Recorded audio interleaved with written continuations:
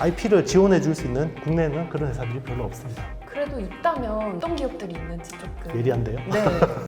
라는 회사가 있고요. 라는 회사가 지난번에는 이제 애플이 그리는 미래에 대해서 자세하게 설명해 주셨잖아요. 이제 삼성전자는 어떤 미래를 그리고 있는지도 궁금하거든요. 네. 일단 지금 단기적으로 봤을 때는요. 네. 삼성의 미래는 파운드리 사업에서 미래를 파운드리.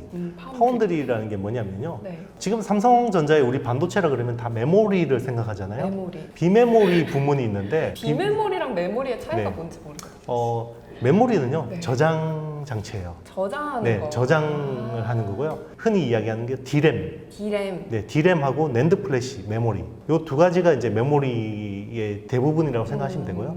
메모리가 전체 반도체 시장의 한 30% 비중을 차지해요. 그리고 나머지 70%가 비메모리라고 하는데요. 비메모리 중에서 가장 큰 부분이 우리 인텔의 CPU, 네, AMD의 CPU, 그리고 알죠. 엔비디아의 GPU, 네, 그렇죠. 알죠. 이런 것들입니다. 센서류들, 뭐 시각적인 센서, 오디오 칩, 그리고 우리 LED. 저장을 하냐 안 하냐에 따라서 그렇죠. 메모리와 비메모리로 나뉘는구나. 맞습니다. 네. 근데 이제 삼성전자는 비메모리 부분이 있는데요. 비메모리는 설계 부분이 있고 네. 생산 부분이 있어요. 네. 왜냐하면 메모리 같은 경우는 설계부터 생산까지 다 직접 해요, 대부분. 그래서 IDM이라고 해서 네. 종합 반도체라고 하고요. 네. 비메모리 같은 경우는 네. 철저한 분업화가 돼 있어요. 왜냐하면 다 품종 소량 생산 시장이기 때문에 네. 설계는 설계하는 회사가 전문 회사가 있고요.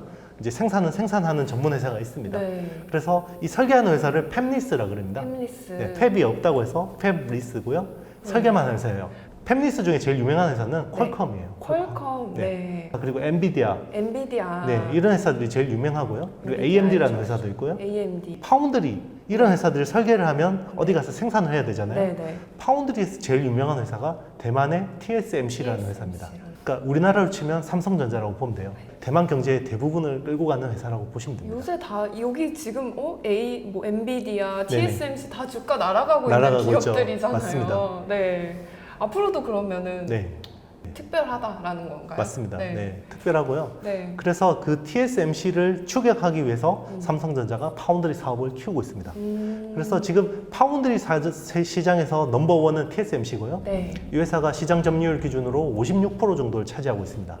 그리고 삼성전자가 2등인데요. 네. 한 17% 정도 차지하고 있습니다. 17%. 네, 그 나머지는 이제 대만의 UMC, 글로벌 파운드리즈, 뭐 중국의 SMIC 이런 회사들이 있는데요. 점유율이 큰 의미 없는 한 자리 있을 때 뭐 이런 정도로 보시면 되겠습니다. 그럼 이제 업계 2위잖아요, 사실. 네네. 근데도 이게 주목해야 할 이유가 있다고 보시나요? 이제는 네. TSMC가 가지고 있는 56%의 점유율을 네. 많이 가져와야 돼. 지금은 10나노 언더의 어떤 파운드리를 해줄 수 있는 회사가 전 세계에서 TSMC하고 삼성전자 파운드리 두 개 회사밖에 없습니다. 미세 공정이 5나노까지 와 있거든요. 네. 5나노에서 두 회사 다 5나노를 양산은 하고 있어요. 네. 그런데 TSMC는 돈을 엄청나게 많이 벌고 삼성은 겨우 적자를 넘어선 수준까지 왔거든요. 네. 왜 그러냐면 거기서 수율이라는 이슈가 있습니다.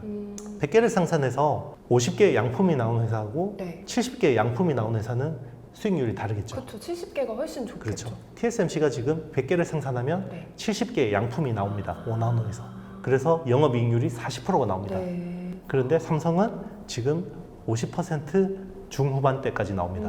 그래서 10%에서 한 15% 정도의 이익이 나올 걸로 기대되고 있습니다. 근데 이 대만하고 대한민국이라는 네. 기업이 반도체를 이렇게 점유율을 다 차지하고 있다는 게 진짜 신기하고 놀라운데 그렇죠. 사실 미국이나 중국 같은 기업에서 이런 기업이 나올 가능성은 없나요? 그래서 미국이 조 바이든 대통령이 네. 이렇게 첨단 팹이 왜 우리나라에 없냐라고 네. 해서 취임 초부터 문제의식을 가지고 있었어요. 그리고 이 부분을 중국이 가져가는 것에 대해서 굉장히 두려움을 가지고 있어요. 그쵸. 미국이. 그래서 미국이 자국에다가 네. 반도체 투자를 하면 엄청난 어떤 세금 지원을 해주겠다라고 해서 하는 게 미국의 반도체 굴기인 거고요. 네. 미국 반도체 굴기에서 제일 중요한 부분이 파운드리 부분입니다. 파운드리. 그래서 미국의 인텔을 파운드리 회사로 키우려고 하고 있습니다. TSMC라는 기업과 삼성전자의 차별점은 무엇인가요? 일단은 삼성전자도 IDM입니다. 인텔도 IDM이고요. 네. 자기들이 생산한 칩을 네. 자기가 만들어서 파는 데 익숙한 거죠. 종합반도체 회사를 IDM이라고 그러는데요. 그런데 TSMC 같은 경우는, 대만 같은 경우는 나라가 작고 네네. 강소기업들이 되게 많아요. 우리나라처럼 대기업은 별로 없지만 네. 강소기업들이 많아서 철저한 협업 시스템이 잘 돼 있습니다. 미세 공정이 중요하다고 했잖아요. 네. 또 하나 중요한 부분이 협업이에요. 철저한 협업 시스템인데요. 삼성은 내가 제일 잘하니까 협업을 할 필요가 없죠.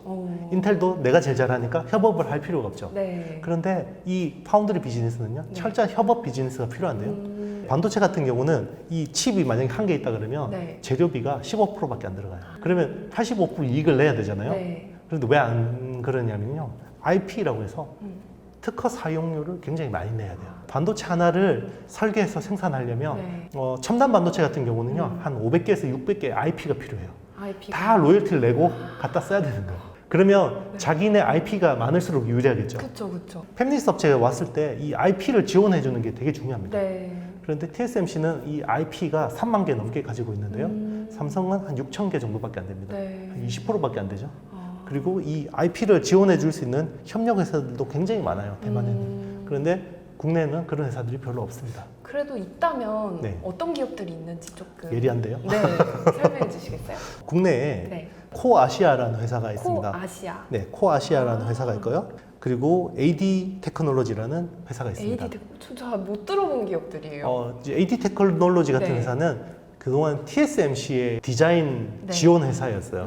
그런데 삼성으로 갈아탔습니다. 언제요? 최근에 갈아탔어요. 최근에요? 그래서 TSMC한테 잘렸어요. 아 진짜요? 그런데 이제 삼성이 앞으로 파운드리 시장이 커지니까 이런 쪽으로 좋아질 거다라고 해서 이 두 회사는 괜찮은데요. 네. 그림은 좋은데 그런데 당장 실적이 안 나오기 때문에 좀 투자는 유의해서 하시는 게 좀 좋겠습니다. 길게 보고 맞습니다. 투자하는 게 네, 좋다. 분할 매수 좋을 것 같습니다. 네. 자, 오늘 영상이 마음에 드셨다면요, 좋아요, 구독, 알림, 댓글 많이 남겨주시길 바라겠습니다. 원래 삼성이라는 회사는요, 네. 처음에는 이제 경공업 중심으로 네. 국수, 설탕 이런 거 하다가 삼성도 전기자동차로 갈 가능성이 있다고 보시나요?